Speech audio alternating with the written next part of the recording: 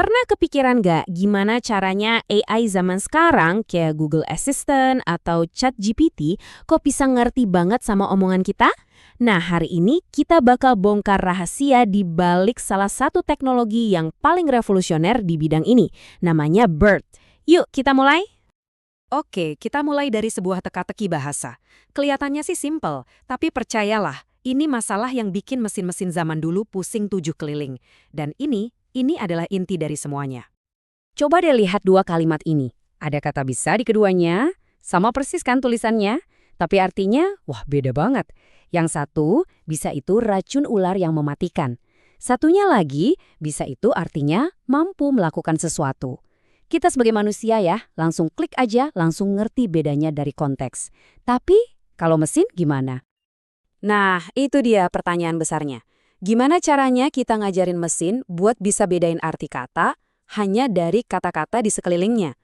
Ini dia misteri yang akan kita ungkap bareng-bareng hari ini. Supaya kebayang seberapa game-changingnya BERT ini, coba kita pakai sebuah analogi. Karena ini bukan cuma sekedar update biasa loh. Ini benar-benar cara baru dalam membaca teks.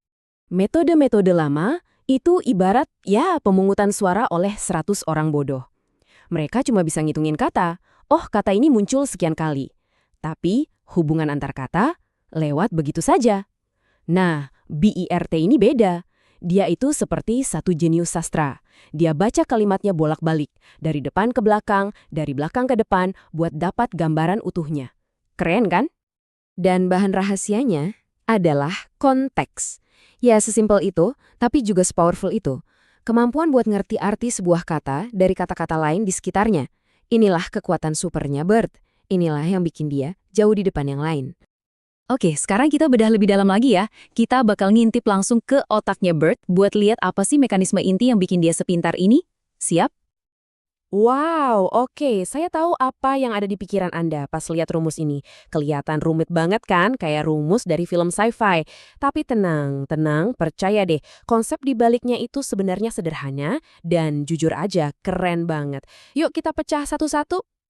Pertama, ada Q, singkatan dari query. Anggap aja Q ini adalah si kata yang lagi jadi sorotan. Kata yang seolah-olah lagi bertanya, di kalimat ini aku tuh artinya apa ya? Terus ada K atau key. Nah, ini adalah kata-kata lain di sekitarnya yang megang kunci jawaban. Merekalah yang jadi petunjuk buat si query tadi biar dia ngerti konteksnya. Dan yang terakhir, V atau value, ini adalah nilai atau makna sesungguhnya yang dibawa sama setiap kata kunci tadi. Jadi setiap petunjuk itu punya bobot informasinya sendiri. Jadi intinya apa? Gini. Semua rumus jelimet tadi pada dasarnya cuma ngerjain satu hal, ngitung skor relevansi. Cuma itu. Dia nanya, seberapa penting sih kata-kata tetangganya ini buat nentuin arti kata yang lagi kita fokusin. Udah sesimpel itu. Biar lebih jelas, kita pakai contoh nyata yuk. Ini dari ulasan mahasiswa. Jaringan wifi di lab lambat, membuat saya panas. Nah, kata panas di sini kan ambigu. Bisa jadi suhu ruangannya yang emang panas, atau bisa jadi si mahasiswa ini lagi emosi, lagi marah. Terus gimana BERT bisa tahu? Oke, jadi ini prosesnya di dalam BERT ada 4 langkah utama.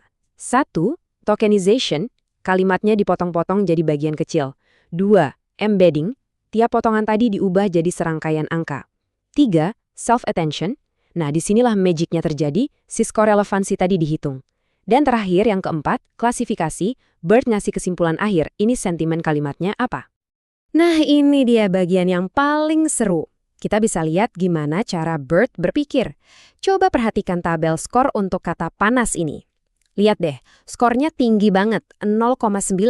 Untuk kata saya, karena saya kan yang ngerasain emosinya. Terus 0,8 untuk kata lambat, karena ya jelas, lambat itu bikin frustrasi. Sebaliknya, lihat skor buat Wi-Fi atau lab, kecil kan? Dari sini, dengan nimbangin semua skor ini, BERT jadi super yakin kalau panas di sini artinya ya marah, bukan karena kegerahan. Oke, teorinya cukup. Sekarang waktunya ujian. Kita lihat gimana performa BERT pas dihadapkan sama ulasan-ulasan mahasiswa yang beneran. Ulasan pertama. Dosen mengajar sangat jelas dan materi mudah dipahami. Ini sih jelas banget positif ya, harusnya gampang buat BERT. Lanjut, ulasan kedua. Sistem KRS sering error, pelayanan birokrasi lambat. Nah, yang ini juga jelas tapi ke arah negatif. Ada kata error, lambat, petunjuknya kuat banget. Nah, yang ketiga ini agak tricky. Fasilitas lab komputer lengkap, tapi AC sering mati. Di satu sisi ada kata lengkap, itu positif. Tapi di sisi lain ada AC sering mati, itu negatif. Kira-kira BRT bakal milih yang mana ya? Dan inilah hasilnya. Digambarkan dengan sangat jelas di grafik ini. Lihat deh, untuk tiap ulasan tadi, skor keyakinan BERT itu tinggi banget, nyaris 1,0. Entah itu buat sentimen positif atau negatif. Ini bukti nyata betapa akuratnya BERT dalam memahami konteks. Jadi dari semua yang udah kita lihat, apa sih kesimpulan utamanya? Apa intisari dari revolusi yang dibawa oleh BERT ini? Coba ingat angka ini, 98%. 98%. Itulah tingkat keyakinan BERT pas bilang kata panas di contoh kita tadi artinya marah. Ini bukan nebak-nebak, bukan 50-50. Ini tingkat kepastian yang luar biasa tinggi. Dan kuncinya cuma satu, konteks. Jadi ini dia rangkumannya. Poin terpentingnya adalah BERT itu nggak cuma ngitungin kata, dia benar-benar ngerti hubungan antar kata. Mekanisme self-attention itu yang ngasih dia kemampuan buat nimbang-nimbang mana konteks yang penting. Dan hasilnya, pemahaman bahasa yang jauh lebih mirip manusia dan akurasi yang, ya kita lihat sendiri tadi, luar biasa. Dan semua ini membawa kita ke satu pertanyaan terakhir yang cukup bikin mikir. Kalau sekarang AI udah bisa menguasai konteks dalam bahasa manusia, kira-kira apa lagi ya yang belum bisa ia pahami? Coba Anda renungkan. Terima kasih sudah menyimak.